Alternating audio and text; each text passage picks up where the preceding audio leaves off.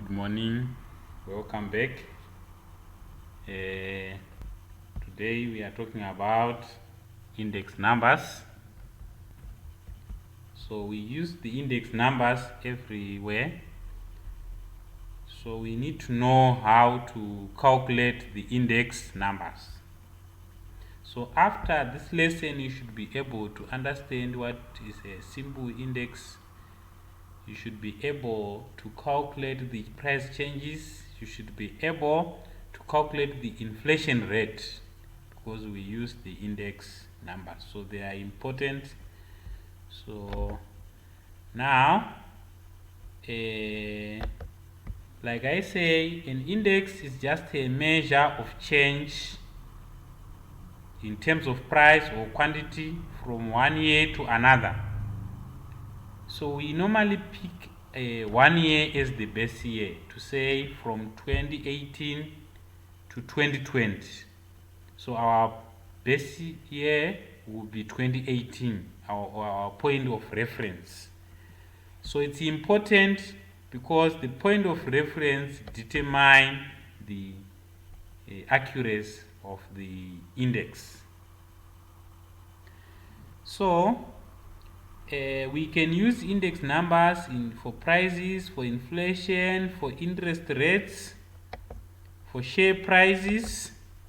So we need to know the notation first. So we have price is represented by P. So like I said, there will be 2 years, the reference year, which is represented by O. So it will be represented by PO if it's a price. If it's quantity, to be represented by QO.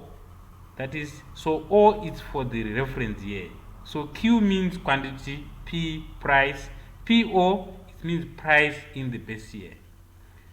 PN is the current year that you are calculating the index number. QN is also a measure of quantity in the year that you are measuring the index number.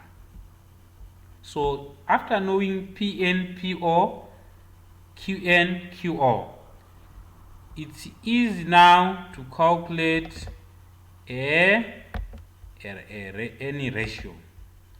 So now we have to go to formulas. Simple index number is calculated by saying Pn over Po multiplied by 100, whereby Pn is the current price, Po is the reference price. Then the quantity index number is calculated by saying Qn over QO. So now we can go to the table. We are given 3 products here: coffee, sugar, milk.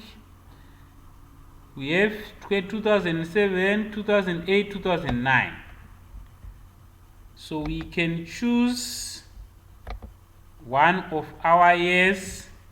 Let's say for sugar, we are calculating for 2018. So 2007 for 2008. So for 2007 is the base year. So we say 5.29 over 4.99. Then we get the multiply by 100, we get the price index there. We can choose for quantity, let's say milk. In 2009 it was 59.2, in 2007 48.9. So we divide 59.2 over 48.9 times 100. Then we get our quantity index. So we may look also for composite index. We can find sum of Pn over sum of Po multiplied by 100. The same for quantity. These are the composite. Then we have what we call the weighted. So for the weighted, we have the last PS. This one now we calculate by saying summation of Pn QO. So Pn times QO we do for each product, then we add. The total is the sum. Then we divide by the sum of POQO. We multiply by 100. So this will be our Las Palmas price index. We may also calculate the per share index by using the formula QN PN. So in this case, our QN is for 2009 and the PN is for 2009. QOPN. So then if we divide, then we get the per share index.